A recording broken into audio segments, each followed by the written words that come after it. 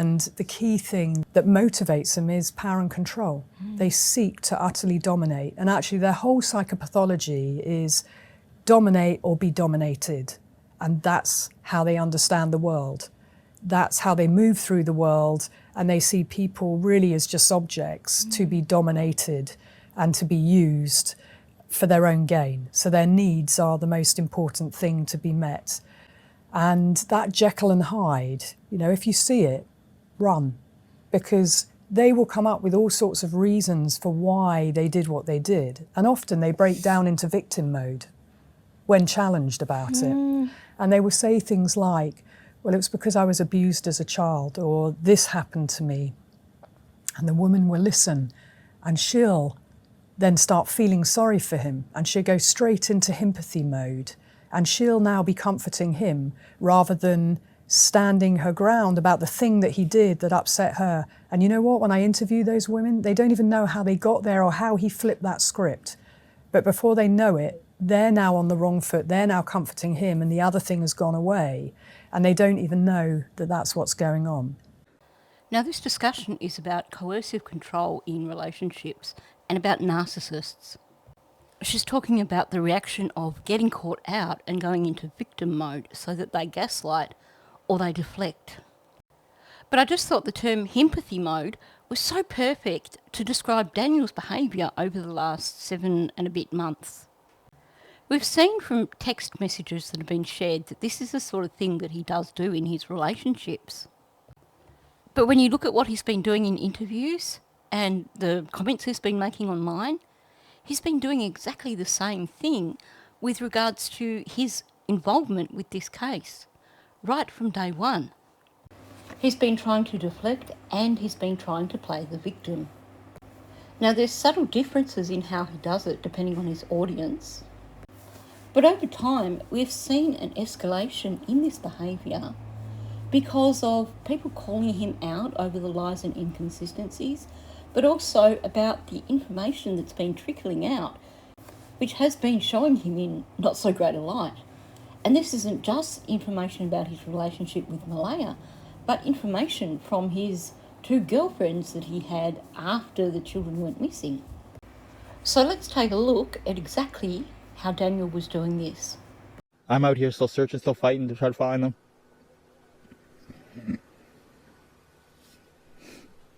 That's all I can do. Jack just absolutely loves bugs, dinosaurs, and anything like that. And Jack just absolutely loves bugs, dinosaurs, and anything like that.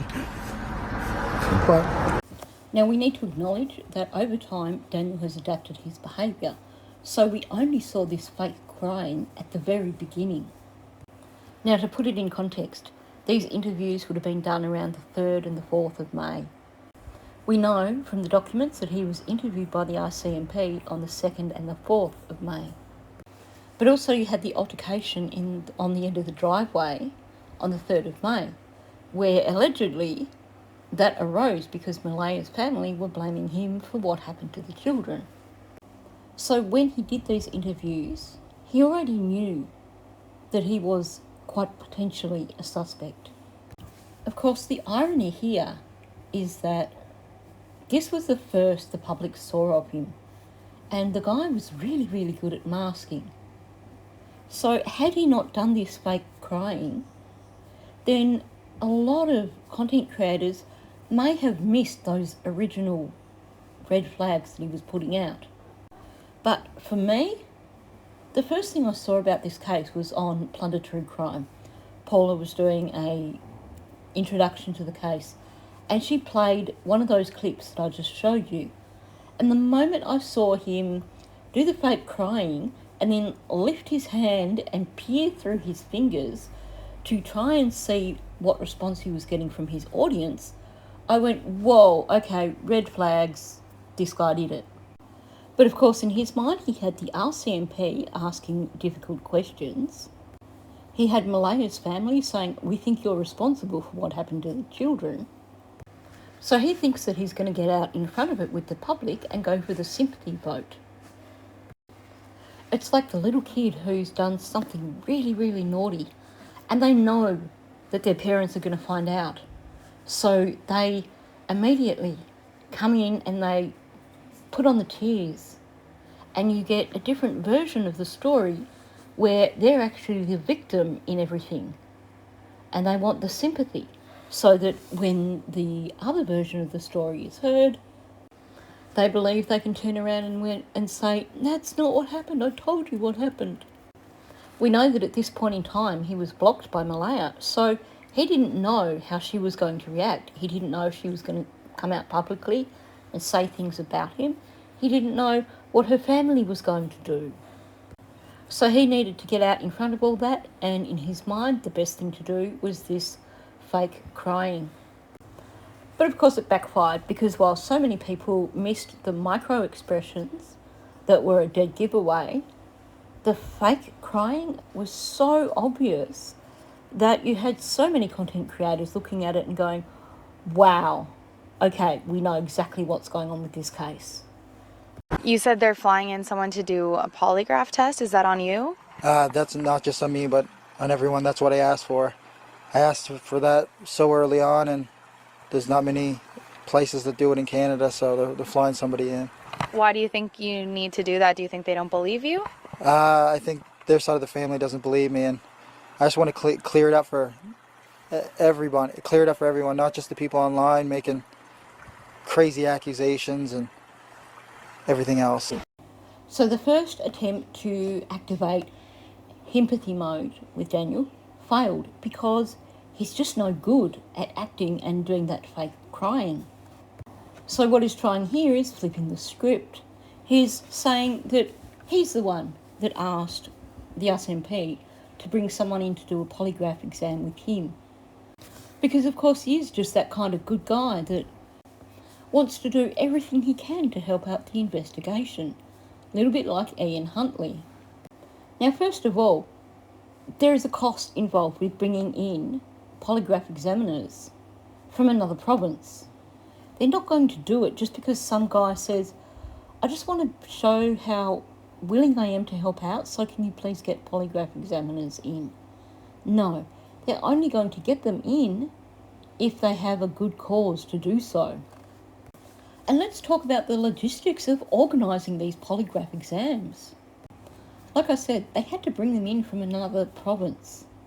So it's not like they had staff on hand who could just free up their schedule for tomorrow and do a polygraph exam. So things had to be organised so that they could bring in those examiners from another province.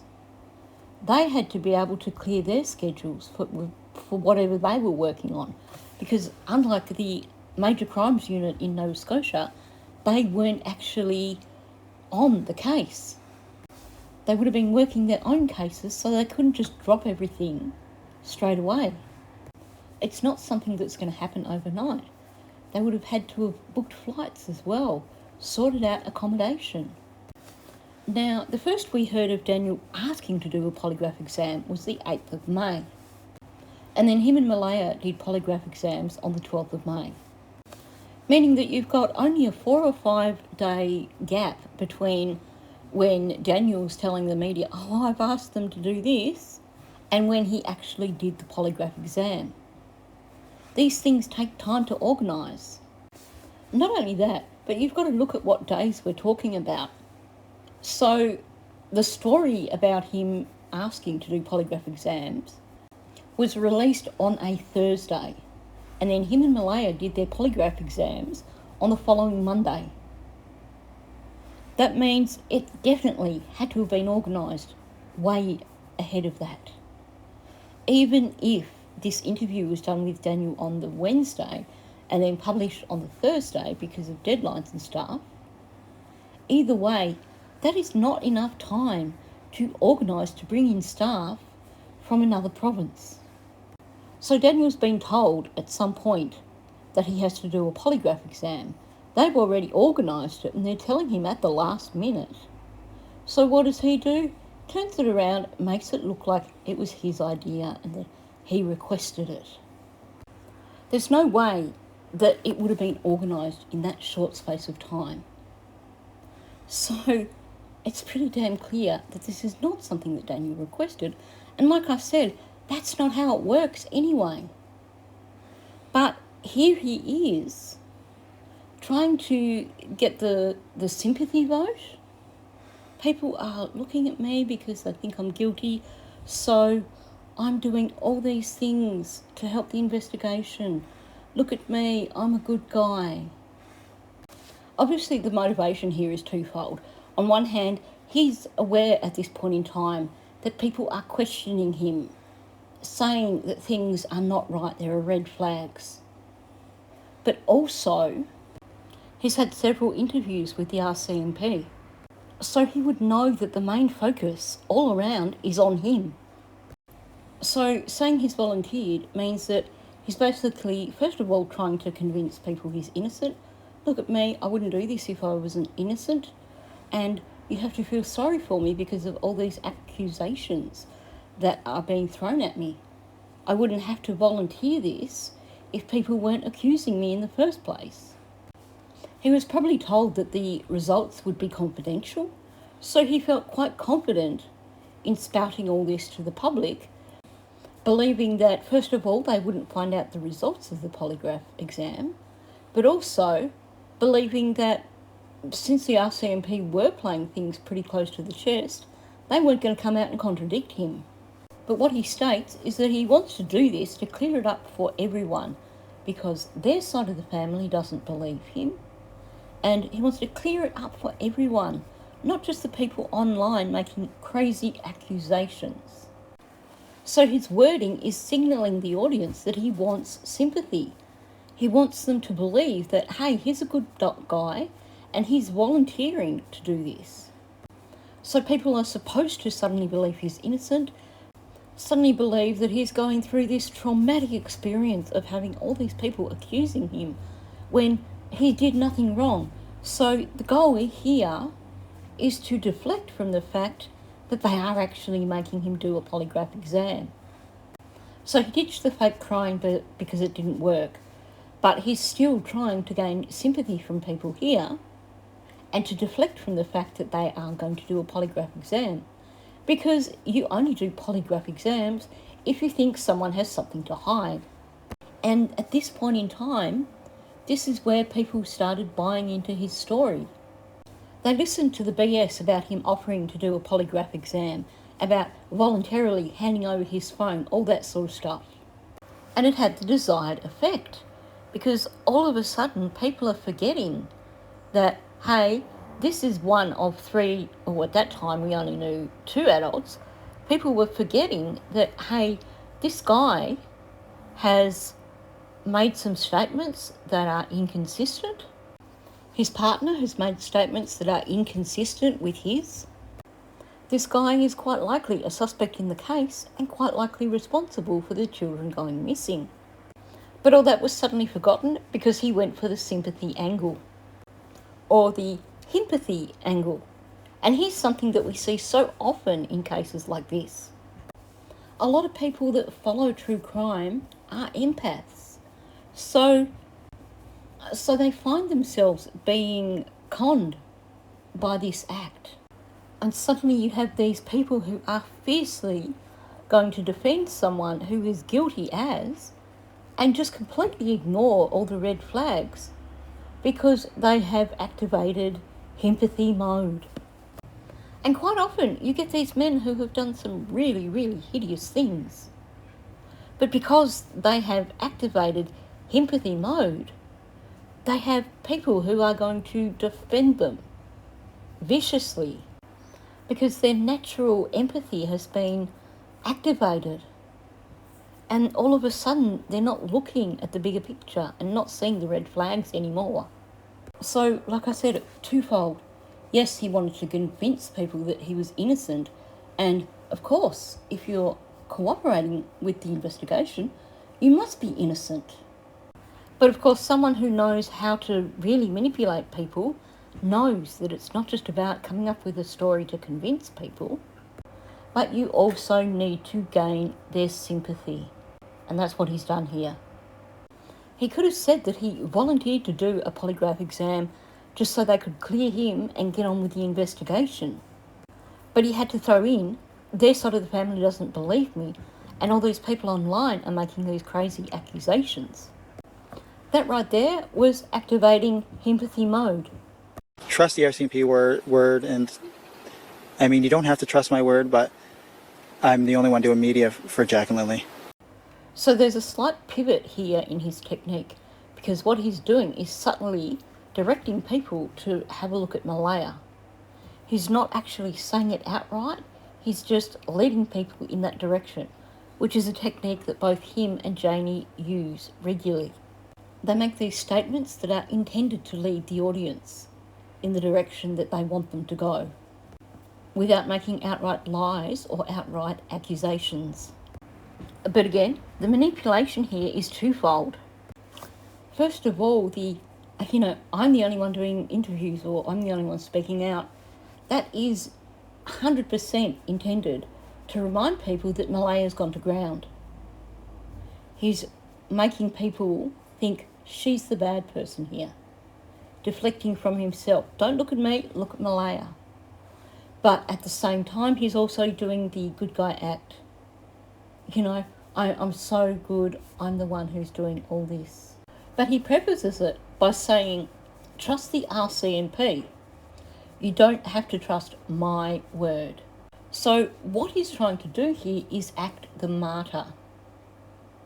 By saying, you don't have to trust my word, he is telling the audience that people are accusing him of not being trustworthy. Again, it's subtle, but the desired effect here is to present himself as the victim. You don't have to trust me. I know people are accusing me of being a liar. Sob story, poor me. But please believe the RCMP. And then, of course, the I'm the only one doing media for Jack and Lily is about reminding people to focus back on Malaya because she's vanished. But not only that, feel sorry for him because he's the one who's been left behind having to deal with all of this on his poor little lonesome. So it's a twofold manipulation. Again, he could have just said, trust the RCMP. I have faith in what they're doing with the investigation and I feel that it's going in the right direction. But no, he comes out with, trust the RCMP. You don't have to trust my word. This is A-grade manipulation. He wants people to feel sorry for him because people are making accusations, and he wants people to feel sorry for him because Malaya has nicked off and left him to deal with it all on his own. And this is the beginning of him painting the picture of being so horribly isolated and having to do all this on his own. The emotional manipulation here is subtle, but that's all he needed to do because he's already established the idea that he's the one who volunteered to do the polygraph exam. He's using a less is better approach. If he came out and directly asked people to give him sympathy, they would see through it. And he wouldn't achieve that goal. But by acting as the martyr and giving people the cues that are needed to get them to come to the conclusion that he wants them to come to, he has essentially activated empathy mode in many, many more people. Feels like I'm reliving a nightmare of May 2nd. But the main feelings from sadness have just turned to anger because there's no evidence at all as of after 1 month. So you get another change in his approach. Up until now, it's all been about him being super cooperative. He's the one that's doing everything for these children. He's the martyr, the unfairly accused, the person who's been left to deal with it all on his own. Poor him, feel sorry for him, and of course believe that he's innocent, even though he never actually states that himself. You never hear him say, I am innocent. You only hear in recent months things like, I know I didn't kill the children, or I didn't do anything, Malaya didn't do anything, Janie didn't do anything. But note, this is also after he's taken a leaf from Durwood's little handbook and started just outright lying to people. But at the very beginning, it was all about feeling sorry for him. He's been left to deal with it on his own. He's being accused of all these horrible things. He's helping the investigation as much as he can, and poor him, he's so innocent and he's just so hard put upon. The problem, of course, being that, for starters, people saw through the fake crying. Then in terms of the claims of, he offered to do the polygraph, he handed over his phone, he's the only one doing interviews, people were commenting on that too. People were pointing out that they're not going to just bring in a polygraph examiner because you asked them to. With the talking about handing over his phone, he shot himself in the foot because he was trying to gaslight Malaya and make her look bad. So he told one media outlet that RCMP had seized his and Malaya's phones. The goal there was obviously to make Malaya look bad, but at the same time he shot himself in the foot and showed that he had lied. So people are starting to wise up to all this act of, poor me, I'm being accused and I'm the only one doing anything here, and I'm, so keen to be helpful that I'm doing all this helpful things like doing polygraphs. And people were, like I said, people were wising up to that. So he changes his strategy. And this is when we start seeing him introduce emotion. Now, obviously, I'm not talking about the fake crying there because that one failed pretty quickly and he put that on the back burner pretty quickly. What I'm talking about here is that suddenly the way he's talking is in terms of emotional experiences. Suddenly he's reliving the nightmare of May the 2nd. And he talks about sadness turning to anger because there's no evidence.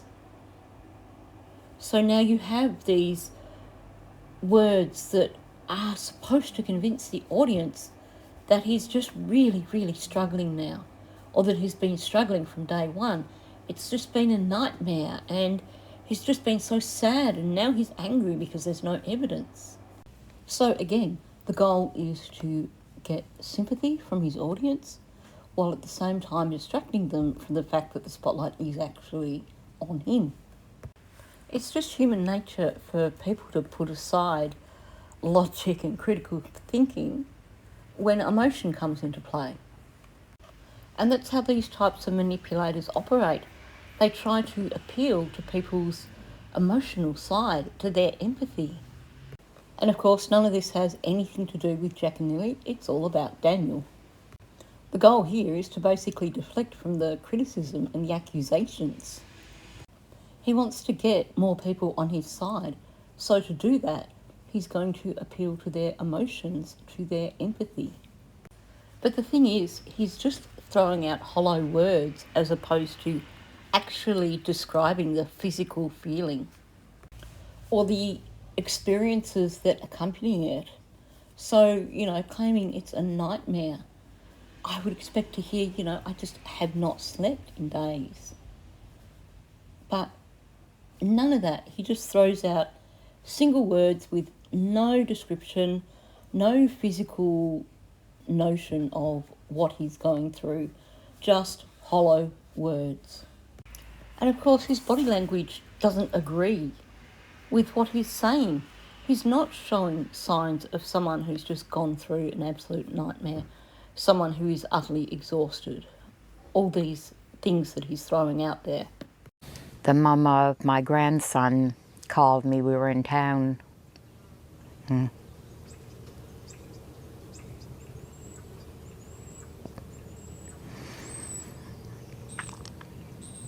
She asked if I heard the news. A part of me inside, I'm sorry, but a part of me inside died. Now when she left with those babies gone. So those two clips illustrate exactly what I'm talking about. You can hear the emotion in Belinda's voice for starters, but you can see the emotional reaction on her face. And it's not something you switch on and off. It's something that comes on gradually, and you could see that happening as she was talking about hearing about the children going missing. And then when she's talking about that overwhelming sense of grief that she felt when she realised that Malaya had left. She doesn't actually use words like, I just felt grief, but she describes the feeling. Something inside of her died. That is that overwhelming sense of grief, that overwhelming sense that the world as you know it has just changed dramatically. There's not even adequate words for that. And it's such a far cry from these hollow words that Daniel was using. Daniel never shows or talks about any physical effects connected to these emotions that he apparently feels.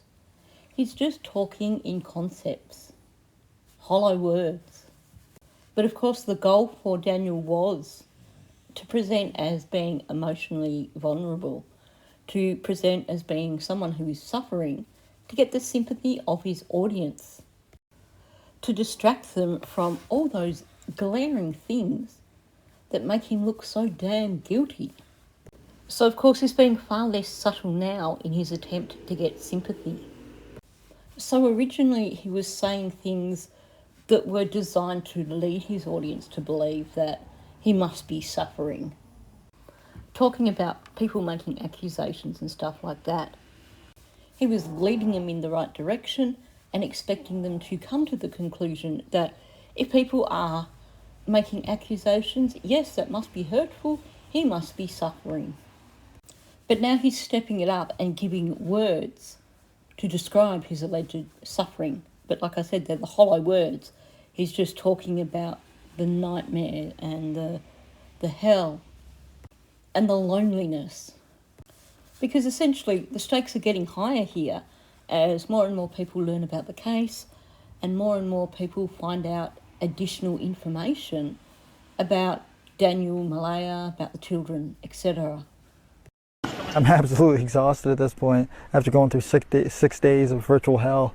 It's absolutely crazy. Just waiting and waiting for him to come home. It doesn't get any easier. I mean, 1 month has passed. It breaks my heart.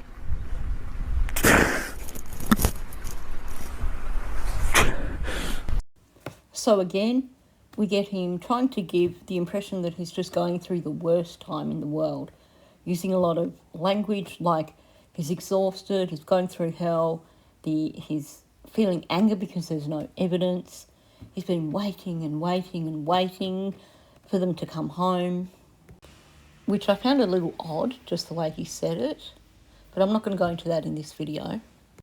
And of course, it doesn't get any easier. He's using language that gives the impression he's the victim, that he's suffering. He's trying to activate sympathy mode. And then we get a reprieve of the fake crying. This is the one and only time we get it. Presumably he realised it was an epic fail. Presumably he listened to people talking about him peering through his hands and how fake it looked, because he adapted his behaviour here, and this time he turned away from the camera. But it still didn't work. Although that said, it was a little bit amusing seeing the journalist standing there with that look as if to say, what the heck? There still hasn't been a major break in the case, and for their stepfather, the silence inside the once busy home is deafening. Going from a family of 7 to just me, I mean, I have nothing but time to just think. So now he's trying to paint a picture of having been abandoned, he's lonely, he's isolated, and we're supposed to feel sad for him. So again, you can see he's adapting. You know, those hollow words didn't work for him. It didn't win enough people over. It didn't gain him the level of empathy that he was after. So now he's going for the poor, lonely soul. He wants sympathy because he's suddenly lonely, he's lost his entire family. But this isn't just about gaining sympathy and deflecting from all the accusations. He's also, once again, doing this thing where he leads the audience to the conclusion he wants them to find. He wants to remind people that Malaya has taken off and gone to ground. So he wants to remind people that Malaya's not doing anything for her missing children. So it's a double deflection. It's, look at me, I'm so lonely, I'm just miserable. But also just remember that Malaya did this to me, and Malaya must be guilty because she's in hiding. Of course, in his mind, rather than accepting the fact that the reason he's suddenly all alone is because of what happened to Lily and Jack, which was most likely because of him, in his mind, he is blaming Lily and Jack and Malaya for him being isolated. He is blaming them for him not being able to see Meadow and his other children. But of course, he would lose sympathy immediately if he outright started making accusations against Malaya. So instead, he's just giving the right cues to make sure his audience draws the right conclusions. So again, he's appealing to people's sympathy, he's tapping into their emotions. For so many people, loneliness is something to be feared, and he's tapping into that to activate empathy mode. And of course, the goal here is to get people to focus on him and his suffering, as opposed to thinking about why it is that he's suddenly there on his own, why it is that he's suddenly not allowed to see his children. I think this was at the stage when, with him having tried to convince people that Malaya was clearly responsible because she left the property, that Malaya was a bad person, there was pushback from people who said maybe Malaya left for good reason. So he's now reacting to that because the tide was turning against him again. But of course he shot himself in the foot at the end because he's talking about his loneliness and he says, I've got all the time in the world to think. Clearly he hadn't thought about what he was going to say before it came out. So instead of saying, I've got all the time in the world now to just go out and search for the children, he just throws out to think. Of course, he completely failed to hit the mark because the expectation from someone saying, I've got all the time in the world, when we're talking about missing children, is that they're going to say they've got all the time in the world for something to do with those missing children. So by throwing in to think at the end of what he's saying, he just completely screwed himself over because that's not going to gain the sympathy of his audience. If he'd said, I've got all the time in the world just to think about Lily and Jack and wonder where they are, or I've got all the time in the world so that I'm just caught in my own head trying to figure out what happened. But it's just a blunt to think. So at this point, as much as he's tried to gain sympathy from people for him being all alone, I think he shot himself in the foot with his final part of that statement. I haven't even got to see my own kids, not even Meadow yet. Again, trying to get sympathy over his loneliness, trying to get sympathy because he doesn't get to see his own kids. But he fell short of the mark because he made that differentiation between his own kids and Jack and Lily, showing that to him they are the outsiders. So while he's trying to get sympathy over the accusations and over his loneliness and everything like that, instead he just reminded people of why it is that they are focusing on him. He's so focused on himself that he's forgotten that the reason people are following the case is because of Lily and Jack, not because of him. So by showing people where Lily and Jack fitted into his world, he's failed at his attempt here to gain sympathy from people. Were you nervous? Yeah, I was extremely nervous. Especially with the first question they asked you, did you kill Lily and Jack? That was the first question they asked you. Yeah. A lot of speculation is you killed the kids. We'll just come out and say it straight as it is. What do you think when you read that? It's a lot of nonsense, obviously. I know the truth. I didn't kill Lily and Jack. And I just think a lot of people online they're seeking drama. That's the main thing. Everybody's allowed their own opinion, like I said before, but it's hard on the people that were actually there and missing the children. So he's stepping it up again and going for the shock factor, with, of course, the goal being to get sympathy because of these horrible things that people are saying about him. The problem is this guy has no emotional intelligence. On one hand, he's figured out people are going to feel sorry for him if he says, you know, these allegations are being made against me, but he can't make the next step and connect it to the sort of emotions he should be feeling as a result of these allegations. So when she asks him how that feels, he doesn't come out with an appropriate emotional response, like it really hurts. He doesn't describe any sort of emotion or any sort of physical response that would be connected with feeling an emotion. All he says is, oh, it's a lot of nonsense, obviously. And then says, it's just people online seeking drama. So he's now gaslighting the people making these accusations. But there's no suggestion here that it is affecting him on an emotional level. But essentially what he's done, he's gone for the sympathy angle to distract people from the fact that he had to do a polygraph exam.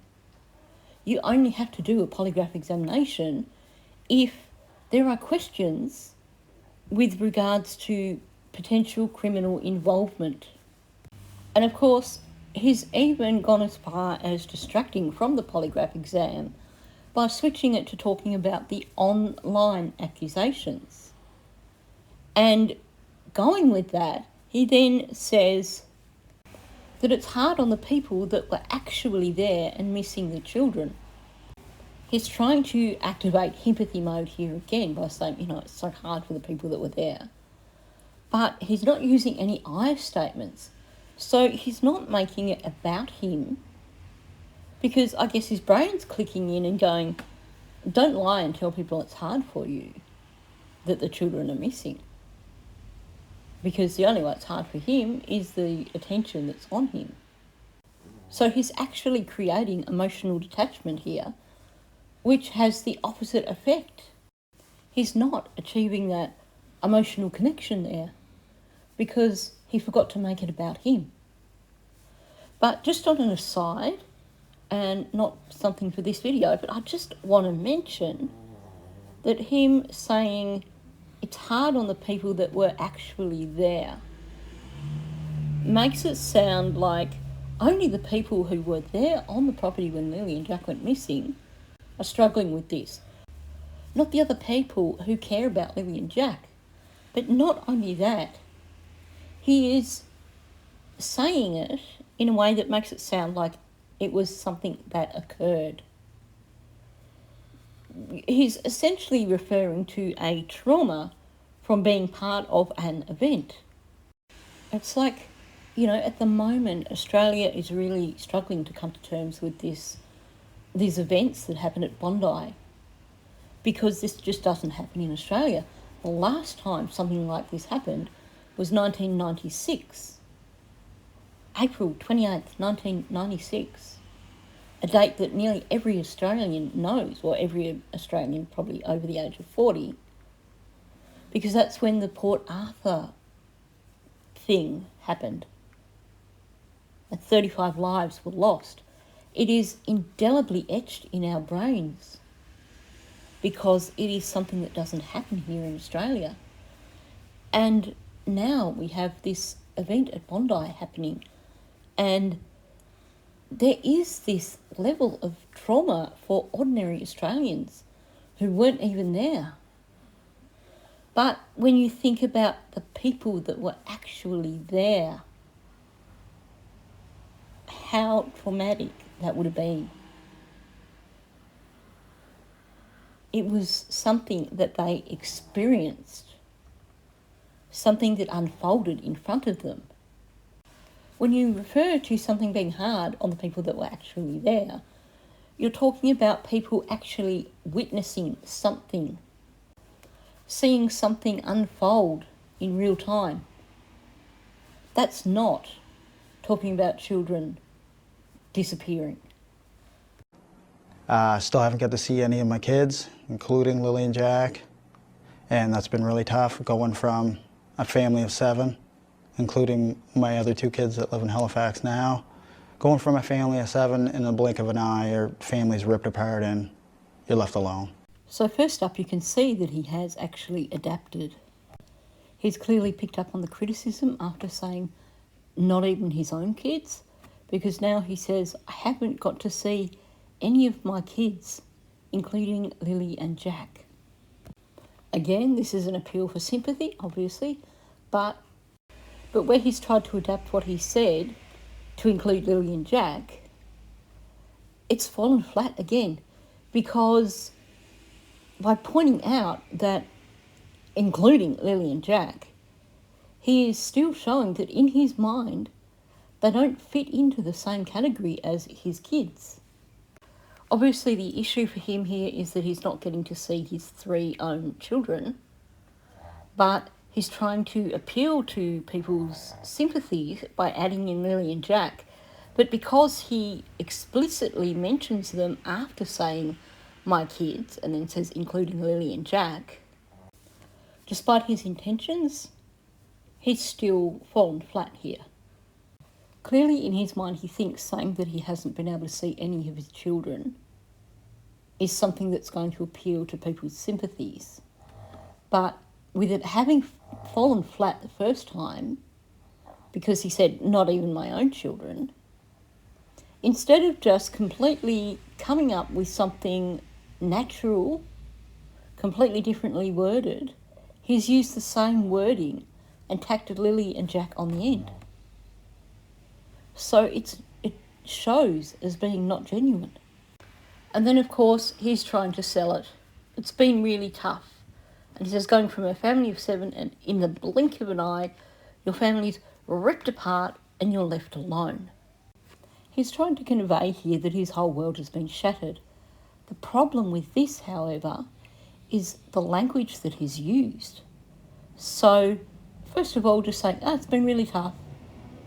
Well, it doesn't sound like it's been really tough. And I think the way he said, in the blink of an eye, your family's been ripped apart. You know, it's that sort of violent language that I know that, for me, became the focus as opposed to him being left alone. So he's trying here to convey the trauma of suddenly being alone and his entire family's gone. But again, it falls short. And this, in the blink of an eye, your family's been ripped apart. Again, that has the connotations of something sudden and violent, something catastrophic. So he's trying to appeal to people's sympathies with the poor lonely me, I've lost my entire family. But the wordage he's using, the lack of emotion, all of it tends to make me, at least, think, wow, narcissist, and wow, something big has happened here. But there will be people who it'll hit the emotional side and it'll activate empathy mode. Poor Daniel, look at him all alone now because he doesn't even get to see his children. And again, suddenly the focus is back on how hard things are for Daniel, as opposed to the fact that we've got 2 children missing and he appears to be number 1 suspect. I mean, even when it comes down to Jack and Lily, I'm the only one from both sides of the family that is actually doing anything. I'm doing media all the time. They probably refuse to do media with you guys, I'm guessing. Yeah, they're on. Again, this is not about Lily and Jack. This is not about him actually having to do media even. This is an attempt to gain sympathy, while at the same time, of course, making people look at Malaya again. It's that poor me, look at the heavy load that I've got to carry all on my own. And let's be realistic here too. In his mind, by throwing shade at Malaya, he's basically taking any sympathy that might have been directed towards her and taking it for himself.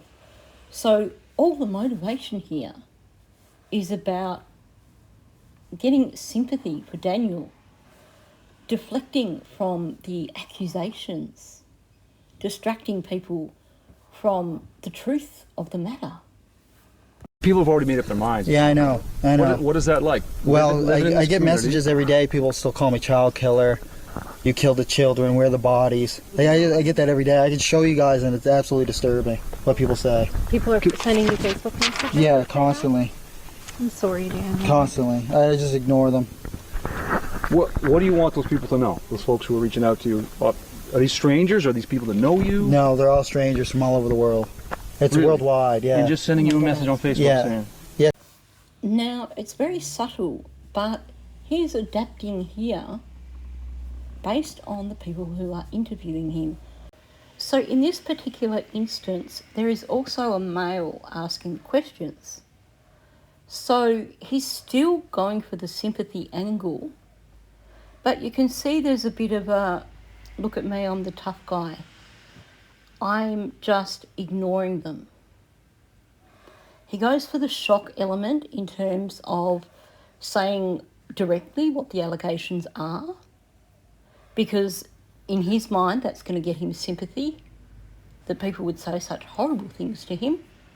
But at the same time, he's not throwing in the sensitivity that we heard in other interviews where he's talking about being lonely and the sadness turning to anger and all these things. Now, I think this would have been done around the same time as the CBC interview, because he's using similar strategies in terms of going for the shock value to get sympathy. But this time he's really playing the martyr. So he says, I just ignore them. So it seems like in front of this male that's asking the questions, he doesn't want to make himself appear too vulnerable, but he's still trying to appeal to people's emotions. He's still trying to activate empathy mode, going with the shock factor of these people are saying these things about me. It is so horrible. So what are you happy about? What do you hope this will bring? I would just like to see maybe the social media speculation theories and accusations, maybe they're not going to stop, but slow down, because at this point they're getting ridiculous. How have you been doing? Well, I'm not going to say I'm doing well, but doing better than I was at the start, I guess. Again, naming it up, saying he's wanting all this public media speculation to stop, as in he wants people to stop accusing him. And then, how are you doing? And he's like, well, I wouldn't say I was doing great. So still, he's trying to get people's sympathy here. Yeah, I'm still being bullied online, and, well, I couldn't say that I'm doing great because, life's just so hard, but I'm doing better. It's physically exhausting, mentally exhausting, emotionally exhausting, but every day you wake up and it's a new day. New hope. Just keep going forward. So again, you've got a female interviewer, so he's throwing in all the words designed to get sympathy. It's physically exhausting. It's mentally exhausting. It's emotionally exhausting. Feel sympathy from me.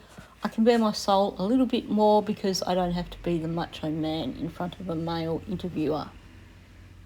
And then he does that every day is a new day, new hope, I've got to keep going forward, trying to, once again, give the impression that, look, I'm trying to just survive.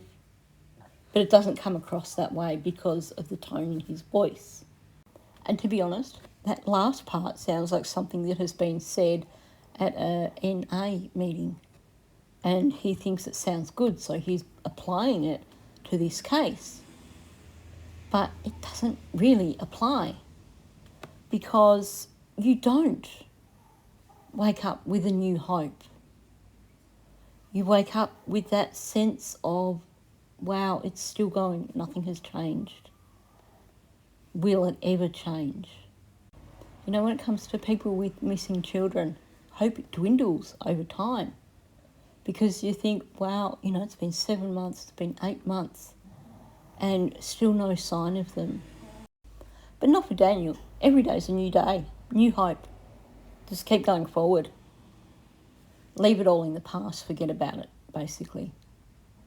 So even though he's trying yet again to activate empathy mode with the, I'm a martyr, look at me, I'm just continuing to try and get through every day, the way he's worded it is an epic failure as far as I'm concerned. Tell me about the toll, like what you were just mentioning earlier about social media. Yeah, social media has been quite a circus, we'll call it. But I can't control them, and they're free to judge, but maybe just use a little bit of this before they start typing or use an AI for pictures. Again, zero emotional intelligence. She says, tell me about the toll. Now, what is implied there is, how is this affecting you personally? And he goes on the attack. So he talks about social media being a circus, and that he can't control it, but, you know, people are free to judge, but they need to think before they speak, essentially. Now, again, he's trying to get sympathy. He's trying to just show people that, wow, you know, this social media thing is full on. But he misses the mark completely, because he had the opportunity here to explain how it was affecting him on an inner level with emotions, even on a physical level. Maybe he can't sleep or something like that. But instead he goes on the attack, while at the same time trying to get sympathy with things like, I can't control them. I think what we're seeing over time is someone who is accustomed to being able to control people, accustomed to being able to control situations. And what he's discovering is that there are people online, YouTube channels, for example, who see through all the attempts at manipulation. And this is something he's never encountered before. This is someone who is really good at manipulating. And it seems like he's continuously had to adapt how he deals with that. And he's used up his usual repertoire, and he's now operating outside of his comfort zone. So he's trying still to activate empathy mode, but he's just a bit lost, because his usual tactics haven't worked on the general public. The people who don't have the vulnerability that maybe his former girlfriends have had. The people who are applying logic and critical thinking instead of being driven by their emotions. We've seen how much he has tried to gaslight everyone who has spoken against him. And I think that is because he's so used to being able to control people by appealing to their empathy. And it's not working for him anymore. I know we ask you this every single time, but why do you keep doing it? For Jack and Lily. I don't do this for myself, because I'm going to see this online later and people are going to analyze it. Every time I move my hands, every time I open my mouth, every facial expression, they analyze everything right down to a T.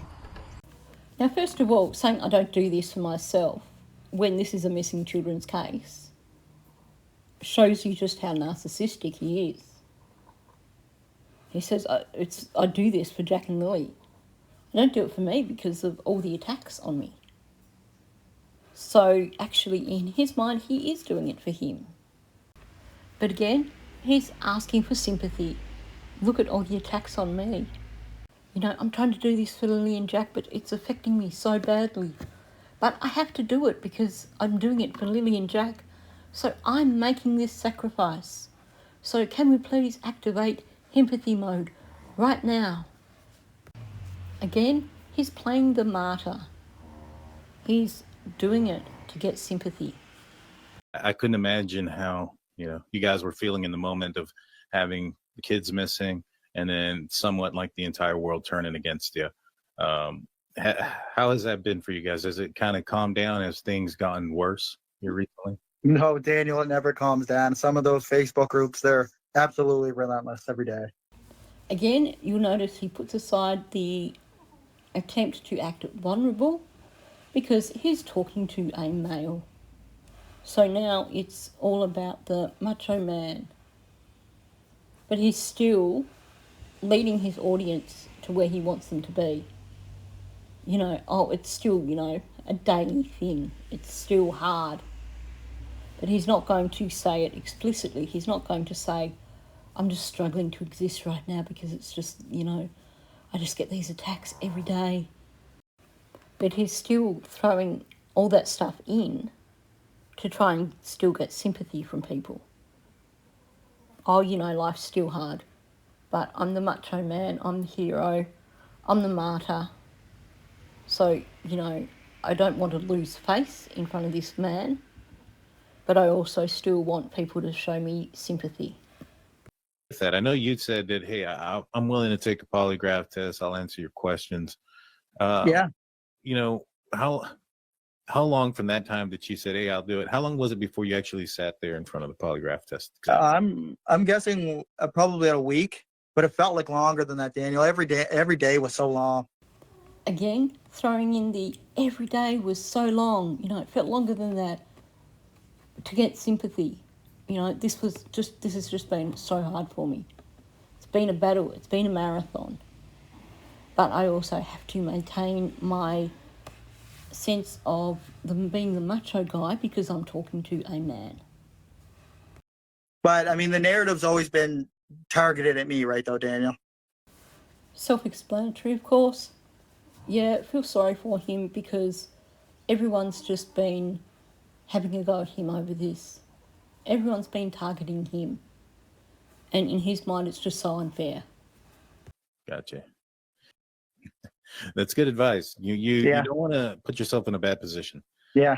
Well, I have so many people following me and drones and everything else, so. Yeah, no, I've heard, and your guys' lives should not be like that. I actually find myself being triggered when I hear someone showing sympathy for Daniel when he doesn't really deserve it. So I hear he's claiming that he's being followed and people are flying drones over him and stuff like that. And the turkey guy's like, oh, your life shouldn't be like that. Like, Daniel, you're such a hero. Again, the whole throwing these things about people following him and flying drones and stuff. He's trying to get people to feel sorry for him. Look at the things people are doing to me. They're accusing me falsely, and it's just impacting my life in every way. But like I said, he's still not trying to show any vulnerability because he's in front of a male. So. And the second time. And the second time was when she filed the report or complaint to CPS about me. We can go into the first complaint after this, but the second complaint was after investigators came and got all Jack and Lily's belongings.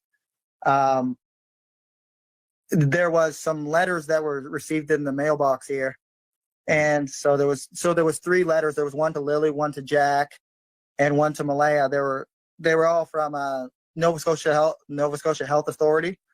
Yeah, I'm not sure if they were health cards or not, or something, but because I wasn't going to go look through the mail because that's a federal offense to go through someone's mail, right? Mm-hmm. So there was the 3 letters, and there was Jack and Lily's tablets, right? So there was a tablet each, and there was 3 letters. Malaya was coming out of CPS, so I walked up. When she opened up her trunk, I seen her. I walked up, and I put the 3 pieces of mail and the 2 tablets in their trunk, and I said, "Have a good day, Malaya," and walked away, and then went in and had my visit with Meta. Mm-hmm. And she reported you for that. Yeah, she reported me for that. But the first one was actually I parked too close to her. Like I parked near her in the parking lot. How far were you parked from her? Sometimes the only parking lot, I mean, the parking spot was right beside her, so I was parked beside her, right? I'm not going to miss a visit because I don't have a place to park. And if there's a parking spot right beside her, I'm going to take it. Did you see her, or was it just your car was next to her? No, I didn't see her, but I usually see her almost every time, right? Because I wait like an extra couple minutes before I go in sometimes, just so I don't, I'm walking through the door and she's walking out through the door, and we don't have like a face-to-face, interaction. Understood. Because I'm not going to get a complaint sent against or put against me just for opening up the door for her, right? Yeah. I'm really not interested in that. Now, let's be real here. Everything he has said here is basically him admitting to the fact that he is trying to intimidate Malaya. He is basically going into her personal space. He's intruding when he shouldn't do. These are intentional actions. He makes it sound so innocent. Oh, I went over and I put the mail in her boot and said, "Have a nice day, Malaya." Oh, I could only park next to her vehicle. Now, I think it was Daphne showed a video where you could actually see there's parking on the road as well. He had plenty of options. But he claims that the only parking spot was right there, next to her vehicle. And that he wasn't going to miss out on seeing Meadow just because he couldn't get a parking spot somewhere else. But like I said, you can see that there's other spots that he could park out on the road, still be close. And he tries to give the impression that, he doesn't want to be running late. But then he's saying that he waits before he goes in. And he's claiming here that that's so that he's not inadvertently going through the door at the same time as Malaya. No, he's waiting to make sure that he does actually run into Malaya, but in a way that he can't get into trouble for it. So rather than waiting, or rather than going through a doorway at the same time, he's waiting till he sees her come out into the car park, and then he gets out of his vehicle so that he is actually having an encounter with her. This is how these guys operate. This is all intimidation tactics. This is him just wanting to remind her that he's still there. Him wanting to just use his presence as a threat. And he's putting it all back on Malaya. He's making it sound so very innocent. And we should feel sorry for him because Malaya complained simply because he put mail in her car. We should feel sorry for him because Malaya complained because the only park he could find was right next to her car. We should feel sorry for him because sometimes he has to wait so that he doesn't run into her going through the door. And he's very specific there, talking about holding the door open for her. Again, sounds so innocuous, but it is an intentional act. He's actually telling us this is something he has done, and it would have been an intentional act designed to remind her of his presence and designed to intimidate her. It's him trying to remind her that he is in control. But to the audience, he wants them to believe that he's just done these completely harmless acts that mean nothing, and that he's the one that's getting into trouble for just really simple things. And he downplays them and makes them sound like they are so inconsequential. And people are meant to think, oh, poor Daniel, look at what Malaya's doing to him just out of spite. No, you can bet that he is making her feel nervous, he's making her feel intimidated. And honestly, from the way he's speaking, it sounds like there probably is an order against him. Particularly now that we're hearing that him and Malaya are going on different days now to see Meadow. But he's intentionally flipping the script here so that he's the victim and Malaya is the one in the wrong. All these interviews I've been doing raises awareness. This is going to raise awareness. They know there's a lot of people that don't speak out for the kids, and I know I'm not the best voice for them because, you know what I mean? I'm in the spotlight and I'm attacked so much, but it doesn't stop me from speaking out. It doesn't stop me from all speaking out. I mean, I'll get attacked as much as it takes. Interesting. Well, we'll keep I was told by investigators every time I change my profile picture on Facebook, they get hundreds of tips from that. Yeah. Again, we're meant to look at all the sacrifices he's making, all the stuff that's coming back at him that's just so horrible, and feel sorry for him. But again, because he's talking to a male, it's that whole bro talk thing. So I'm just macho about this. But again, he's trying to deflect from the fact that he really does look like number one suspect by playing the victim. Look at poor me, feel sorry for poor me. Yeah. You were mentioning that you had a bit of a tense reaction with one of the dog handlers. Can you tell me about that? Yeah, it was a little bit heartbreaking and saddening to hear what the words that came out of his mouth. And for me, all I was trying to do was ever help. Like that's all I've been doing is cooperating, and to see that and hear that, I mean, it was pretty saddening. What did he say? He said your Thursday and all the way leading into Friday morning, there's not enough detail. And I said to him that Thursday was just an ordinary day until I woke up on Friday morning. And that's when life changed. There was nothing like life changing on Thursday. It was a normal day. So therefore, there was nothing detailed that needed to be remembered that day until Friday morning.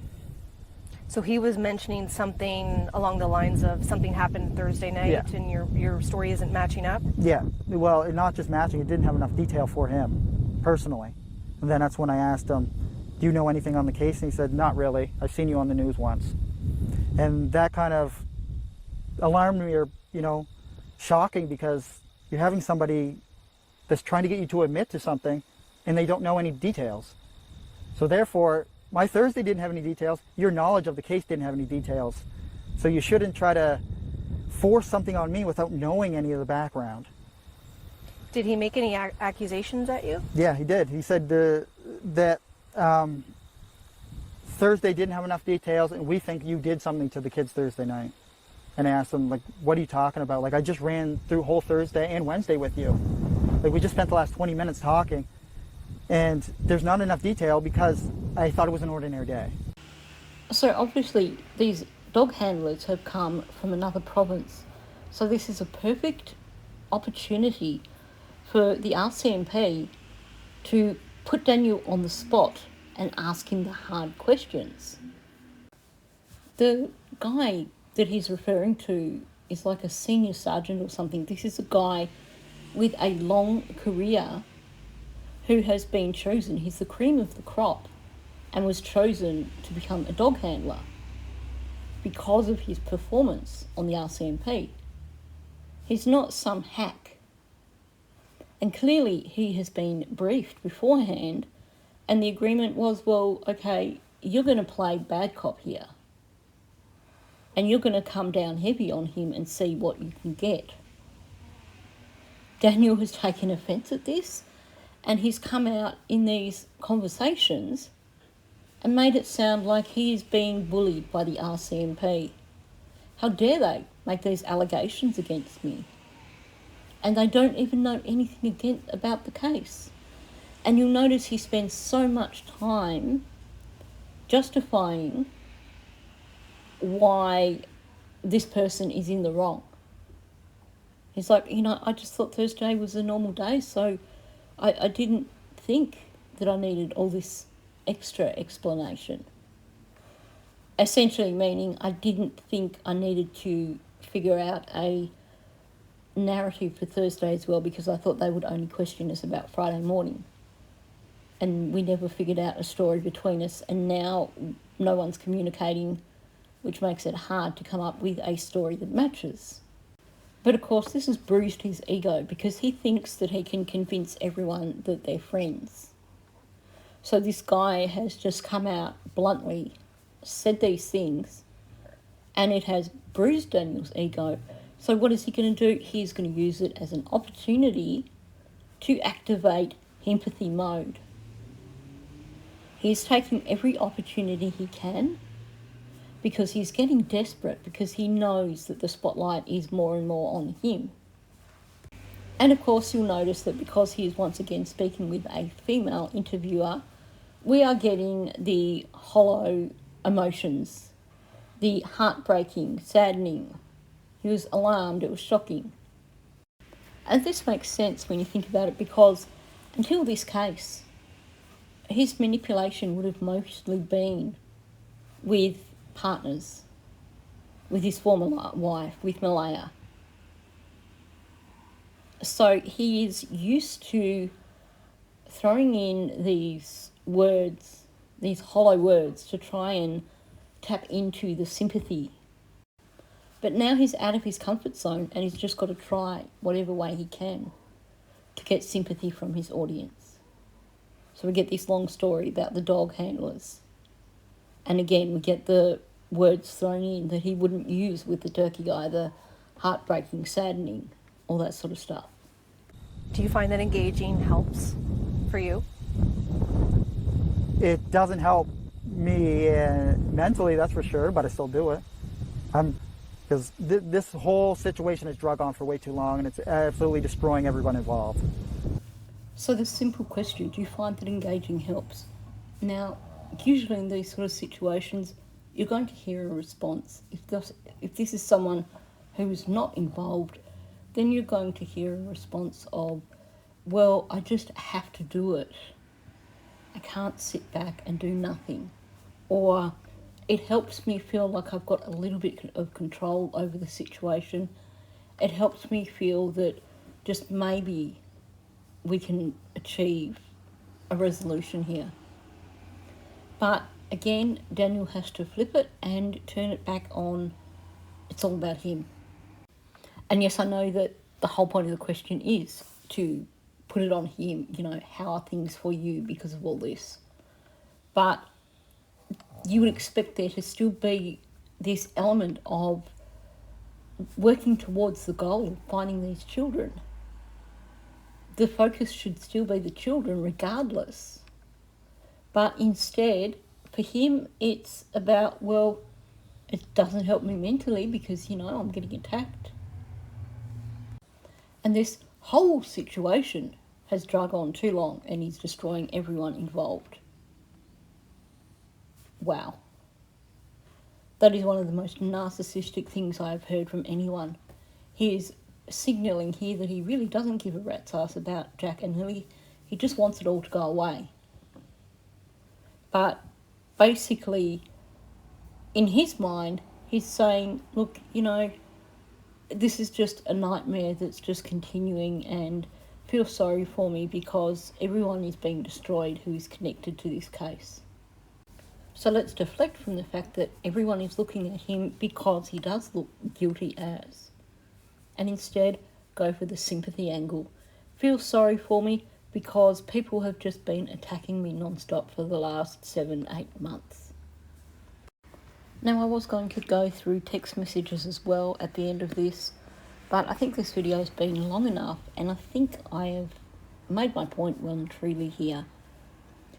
If you have seen the text messages between him and the various girlfriends, you will know that he really stepped it up with them, really going for the emotional manipulation. Everything's bad because CPS have taken Meadow, or Malaya's family are trying to fit me up for this. Everyone's blaming me. All that sort of please feel sorry for me kind of manipulation. He really, really steps it up when he's speaking with his girlfriends. And then When you look at the messages that he has between him and that hidden in the frog lady, you can see, again, he's still preying on the fact that she's a female, trying to get her emotional support. So much of what Daniel says, so much of what he writes, is designed to try and activate empathy mode. I love that term because it is such a perfect description. And like I said, yes, you would normally apply it in a DV situation, in a coercive control situation. But when it comes to Daniel, yes, he applies it in a coercive control situation in his relationships. But he takes it outside of his relationships. And he has worked very hard over the last 7.5 months to try and use that over his audience, to use it over the public, to try and deflect from the accusations that are being made against him, to try and distract from the fact that he has lied, he's changed his story so often, and that there are contradictions in his stories. When you're listening to things that Daniel is saying or looking at things that he's written, you need to ask yourself, what is the goal here? And you will find more often than not that he is trying to activate empathy mode. Daniel has this desperate need for control. He's not speaking out for the sake of Lily and Jack, he's speaking out for the sake of Daniel. But of course he's learnt from past relationships that emotional manipulation is the way to go. So that's what he is trying to do. So on that note, thanks for listening. If you're new to my channel, please subscribe. Also, please hit that like button and please leave a comment below. So thank you, and I'll catch you in the next one. I've been to